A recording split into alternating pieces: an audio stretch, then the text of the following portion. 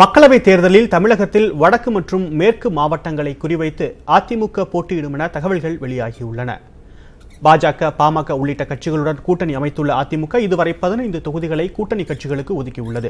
20 தொகுதிகளில் போட்டியிட அதிமுக திட்டமிட்டுள்ள நிலையில் மீதமுள்ள 5 தொகுதிகளில் தேமுதிகவுக்கு 4 தொகுதிகளும் தமிழ் மாநில காங்கிரசுக்கு 1 தொகுதியும் ஒதுக்கப்படலாம் என கூறப்படுகிறது. கூட்டணியில் உள்ள புதிய நீதி கட்சி தனக்கு ஒதுக்கப்பட்ட ஒரு இடத்தில் இரட்டை இலை சின்னத்திலேயே போட்டியிட உள்ளது. மேலும் தமிழ் மாநில காங்கிரஸ் கட்சியும் இரட்டை இலை சின்னத்திலேயே போட்டியிட வைக்க பேச்சுவார்த்தை நடைபெற்று வருகிறது. இதன் மூலம் 21 அல்லது 22 தொகுதிகளில் இரட்டை இலை சின்னத்தில் அதிமுக போட்டியிடும் என எதிர்பார்க்கப்படுகிறது. கடந்த 2014ஆம் ஆண்டு நடைபெற்ற மக்களவைத் தேர்தலில் 2016ஆம் ஆண்டு நடைபெற்ற சட்டப்பேரவைத் தேர்தலில் பதிவான வாக்குகளை கருத்தில் கொண்டு வடக்கு மற்றும் மேற்கு மாவட்டங்களில் சுமார் 11 தொகுதிகளில் போட்டியிட அதிமுக திட்டமிட்டுள்ளது.